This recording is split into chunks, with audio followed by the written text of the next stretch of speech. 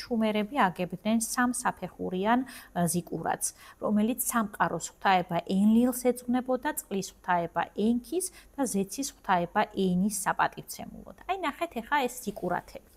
ზიკურათი, ანუ ეს თეთრი ტაძარი ურუქში მდებარეობდა და თავდაპირველად ჰქონდა პირამიდის სტრუქტურა, მაგრამ რადგან ეს იყო ალიზით ნაგები, დღეს ჩვენთან ძალიან დაზიანებული სახით არის წარმოდგენილი და აი ეს ერთ-ერთი ყველაზე კარგად შემორჩენილი ურის ზიკურათი, რომელიც ძველი წელთაღრიცხვის 21 წლით თარიღდება, წარმოადგენს 20 მეტრიან აგურის შენობას, რომელიც როგორც ხედავთ, საკმაოდ ყრუ კედლებით არის წარმოდგენილი, წარმოადგენს ქალღმერთ ნანასადმი მიძღვნილ სამლოცველოს და როგორც მკვლევრები ამბობენ, ის სამი საფეხურისგან შედგებოდა, შავი ფერი აღნიშნავდა ქვესკნელს, წითელი აღნიშნავდა სკნელს, ხოლო ლაჟვარდისფერი, ლურჯი ფერი ზესკნელს. ანუ ზიკურათის მნიშვნელობა იყო მთელი სამყარო მიწიდან ცამდე.